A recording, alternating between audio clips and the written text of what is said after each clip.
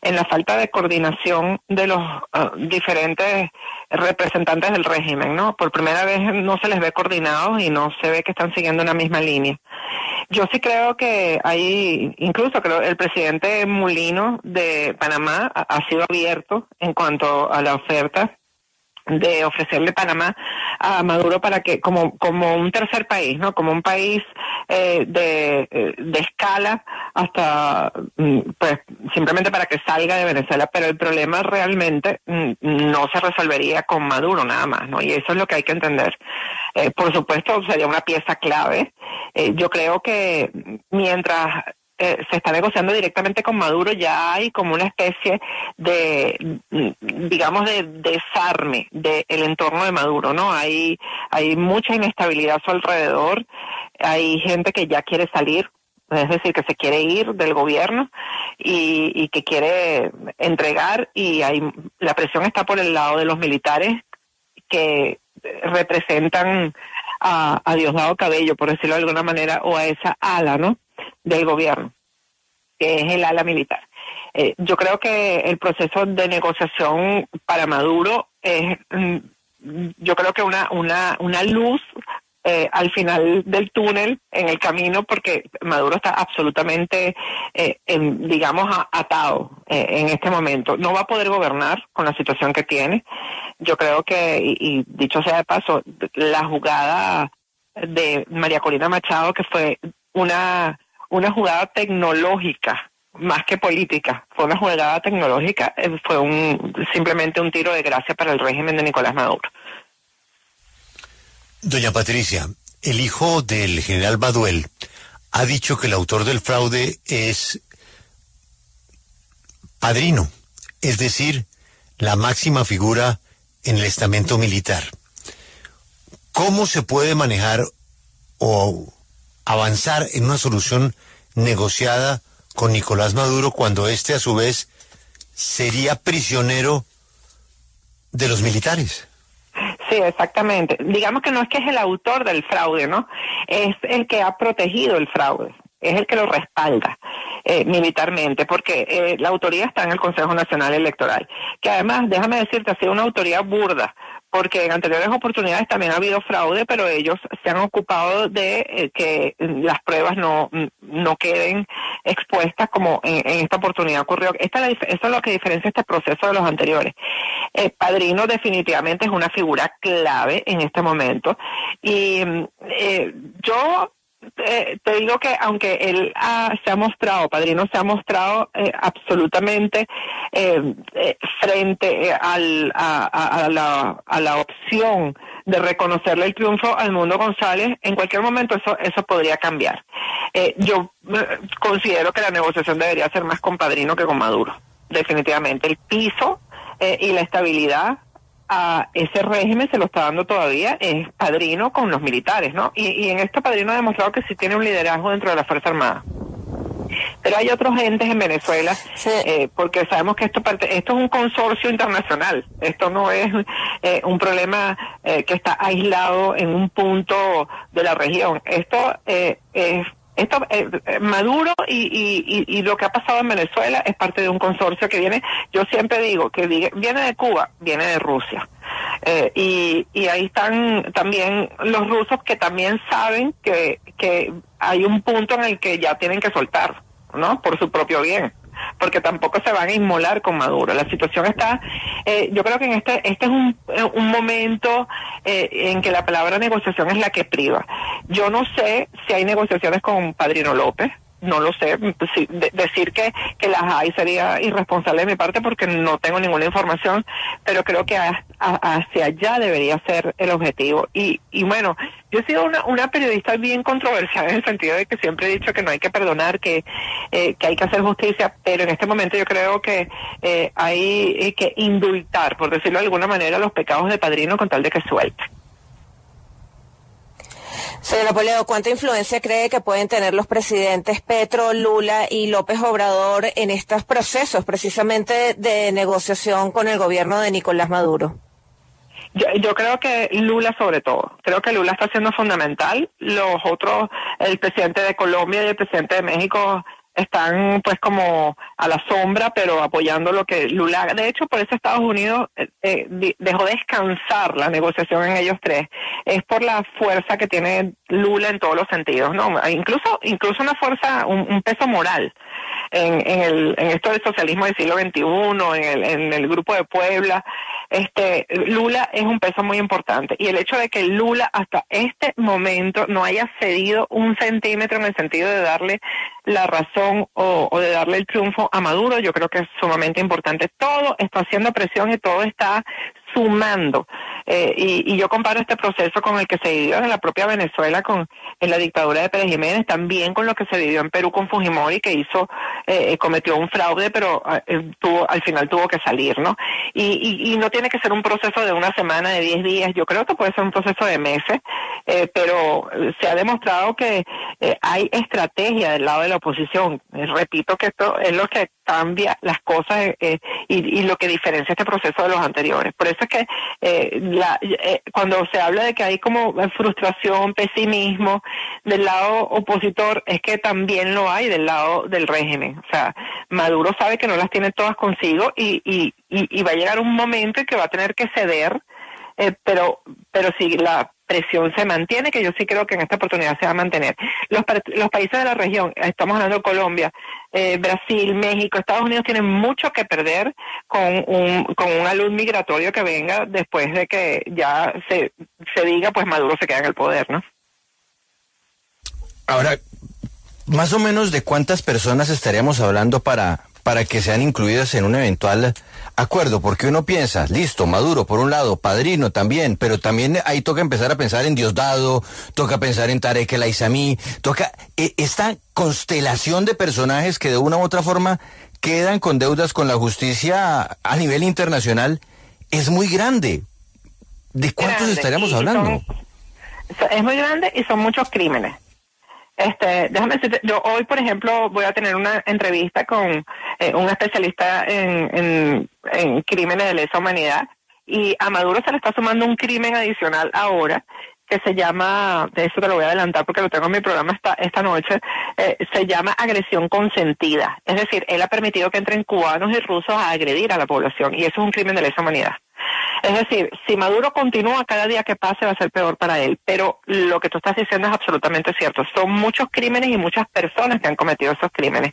Es por eso que en lo que tú ves, lo que se ve a la vista, es decir, lo que se ve, lo que es obvio, es que ellos ya no están coordinados. Porque hay una lucha interna de que si tú te salvas, yo no me voy a salvar, de que nos hundimos todos.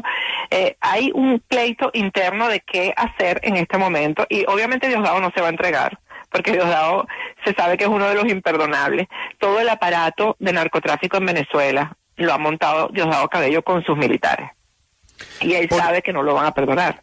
Por eso mismo, porque hay la preocupación también, y la siento, de muchos venezolanos, que se esté generando otra vez una falsa ilusión, que ahora sí está negociando, que ahora se puede dar este paso, que de pronto sí se cae por este camino, y que se genere una falsa ilusión que ya se ha frustrado muchas veces en oportunidades anteriores, y que en últimas todos estos tipos están tan comprometidos que lo único que les queda es mantenerse en el poder a como dé lugar, que es lo más preocupante.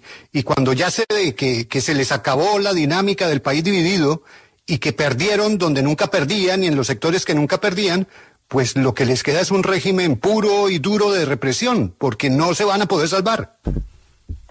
Sí, y yo creo que, y es lógico, porque el venezolano tiene heridas abiertas todavía de procesos anteriores. Estamos hablando de 25 años de lo mismo, ¿no? Pero yo, que siempre he sido escéptica a todos estos procesos, a una salida electoral, etcétera, te digo que en este momento hay grandes diferencias que podrían ser claves en una salida. Yo creo que Maduro no va a poder seguir gobernando, definitivamente. Creo que la situación interna de ellos, hay cosas que no vemos, ¿sabes?, pero que están ocurriendo. Hay deserciones militares, hay desobediencia allá adentro, eso no lo estamos viendo, pero está ocurriendo. Entonces es como un tinglado que se está viniendo abajo poco a poco, y va a llegar un momento en que ya ellos, no van a tener una base. La intervención internacional creo que está siendo fundamental y está siendo firme. Yo sí creo que Biden tiene un papel que, digamos, el gobierno de Estados Unidos, y no vamos a hablar de Biden específicamente porque vienen unas elecciones en noviembre, y lo que pasa en Venezuela sí puede afectar esa elección, sí lo puede afectar por el tema migratorio. Estamos hablando del tema migratorio.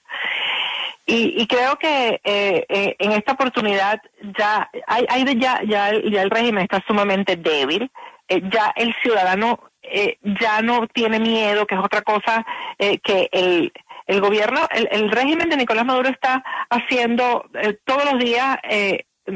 Aplica una de terrorismo de Estado, la amenaza con las redes, el hecho de bloquear al país. Mira, en Venezuela el Twitter es tan importante, en Venezuela no hay medios de comunicación.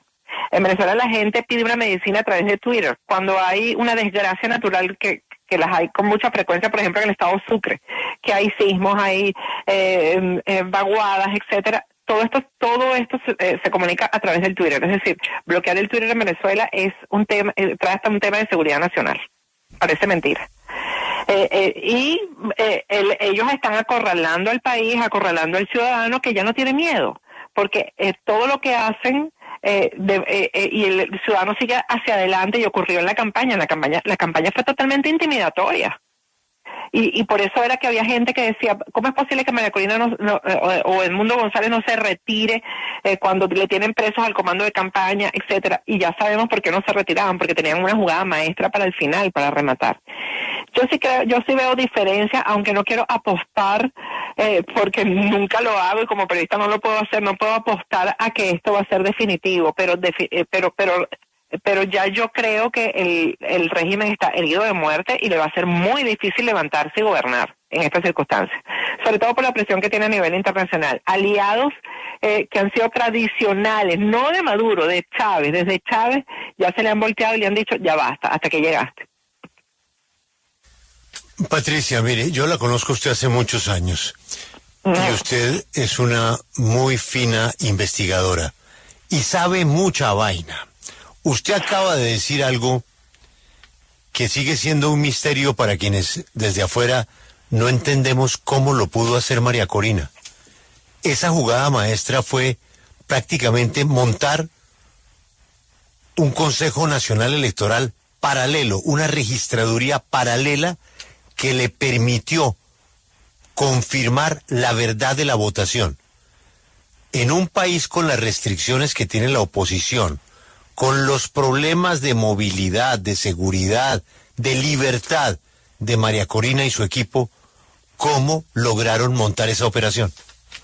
Bueno, yo creo que eso es material para un documental o una serie de verdad de Netflix, porque hay cosas que yo no las manejo, obviamente, pero definitivamente funcionó el secretismo, lo que tanto le cuestionaban a María Corina, incluso periodistas importantes le cuestionaban que por qué no decía qué significaba hasta el final, que por qué no hablaba de la estrategia y no podía hablar porque estaban montando esto. Ahí, y yo estoy segura que hubo apoyo internacional. Cuando te digo internacional es porque se trabajó tecnológicamente desde afuera, no porque hubo gobiernos que apoyaron esto, sino que se trabajó. La tecnología se trabajó desde afuera y por eso se pudo hacer todo. Yo no diría que ella montó un CNE paralelo, porque eso puede sonar como un delito que ella cometió. Y en absoluto, ellos, porque no fue ella nada más, digamos que eso fue un equipo, lo que hicieron fue fundamental, y el conocimiento sobre el sistema electoral de María Corina fue fundamental para esto. Lo que ha pasado en procesos anteriores es que no se ha podido demostrar el fraude. Y por eso la comunidad internacional se ha quedado en silencio, ha dejado hacer, etcétera. Pero esta vez es irrefutable y es contundente. Tanto así, estaba escuchando unas declaraciones del fiscal general. La verdad es que me da hasta lástima el papel que está jugando Tarek William Saab. Ayer en un programa de Globovisión decía que esas actas eran falsas porque no las habían llevado al Tribunal Supremo de Justicia. Eso es hasta infantil. Es infantil. El Centro Carter, que tiene, procesos tecnológicos, empresas aliadas que hacen las auditorías, etcétera, ha dicho, las declaraciones de la representante del Centro Carter, de la señora Lincoln, son fundamentales. Porque especificó, en unas declaraciones que dio exclusivas a CNN de Chile, especificó cuáles fueron las irregularidades. Las especificó. y dijo que todas las actas que están publicadas en la página web han sido, fueron pasadas por tecnológicamente por revisiones y todas están confirmadas y todas son ciertas. Lo que Tarek reciente es que no se llevaron al Tribunal Supremo de Justicia. Yo creo que parte de la estrategia es no admitir que sea el Tribunal Supremo de Justicia el que tome una decisión final, porque no puede ser el Tribunal Supremo de Justicia, porque el Consejo Nacional Electoral ni siquiera ha hecho auditorías y ese primer paso hay que darlo. Y no puede hacer las auditorías porque no puede mostrar las actas que también las tienen.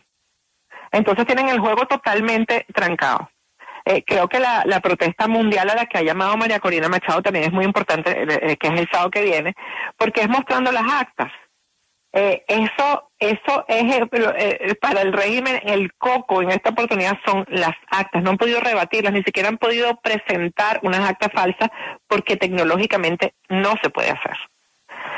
Entonces, yo creo que eso va a ser un tema bien interesante a investigar para el futuro y contar cómo montaron esto, porque creo que fue una proeza bien interesante. Esa fue la batalla esa era la batalla que había que ganar y se ganó.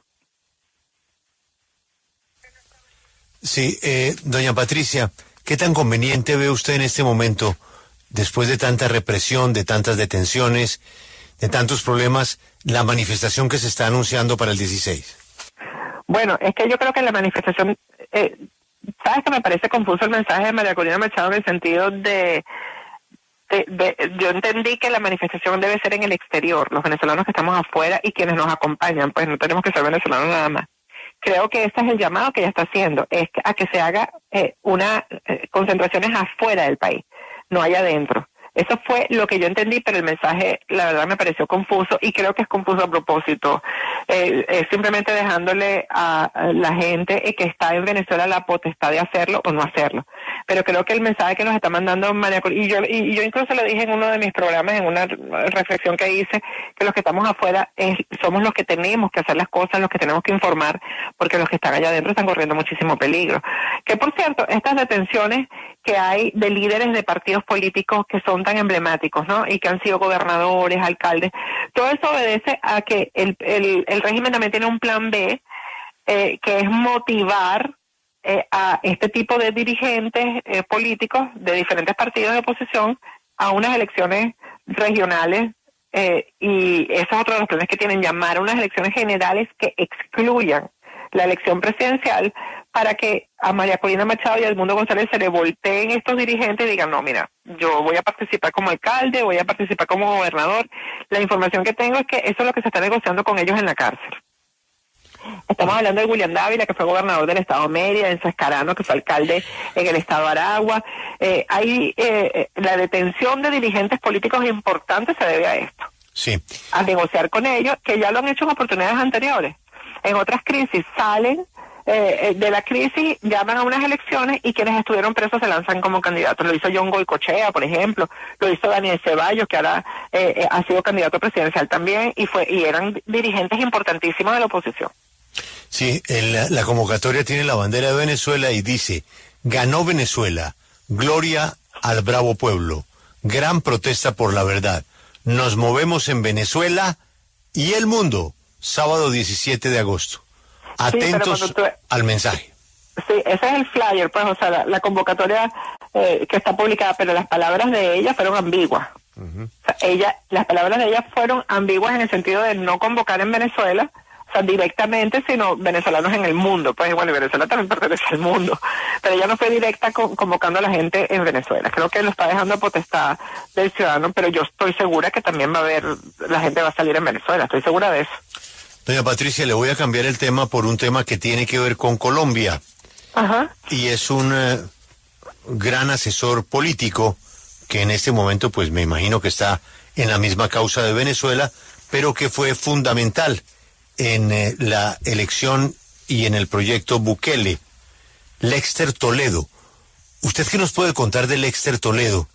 Si tiene alguna relación con él, si sabe quién es él. ¿Quién es Lexter Toledo? Mira, Lexter Toledo, bueno, yo la verdad no tengo ninguna relación con él más que las investigaciones periodísticas que he hecho. Lexter Toledo salió de la oposición venezolana, y hizo mucho daño en la oposición. Hizo mucho daño con negociaciones, precisamente, con el régimen, y ha pasado, tiene una fortuna que no se puede justificar. Ha sido una de las personas de la oposición a las que yo he denunciado directamente. Ahora es asesor del gobierno de Bukele, él y un equipo que era o es muy cercano a Leopoldo López, a quien también hemos denunciado por todas las irregularidades en monómeros. Lester Toledo ha pasado por todos las instancias donde ha habido dinero del cual ha podido echar mano la oposición y se ha beneficiado de esto. Yo tengo varios programas publicados sobre él. Él se retiró de la lucha en Venezuela y ahora lo denunciaron que formaba parte del hackeo, etcétera, pero realmente él se retiró porque ya está dedicado a esto de las asesorías con el gobierno de El Salvador. ¿Usted ha oído que él esté también asesorando a un joven senador colombiano en una eventual candidatura presidencial? No lo he oído, pero no lo dudo. No lo he oído, pero no lo dudo, porque incluso la última vez que él fue a mi programa, porque pidió un derecho a réplica, etcétera, dijo que él estaba dedicado a eso, a asesorar figuras nuevas en la región y que ya se había retirado de la política en Venezuela. Pero por los problemas judiciales que usted dice o el tema de enriquecimiento desmesurado, ¿él tiene alguna acción judicial contra él en Venezuela, en algún país? ¿Dónde vive él? No, supuestamente él estaba viviendo aquí en Texas. Después le habían retirado la visa, después se la volvieron a dar, porque él ha sido investigado aquí en los Estados Unidos. Pero tengo entendido que vive en El Salvador. Sacó a su familia un tiempo para España, estuvo viviendo, porque ahora todos se van a España, como no necesitan visa, todos estos bandidos viven en España, incluyendo a Leopoldo López, ¿no?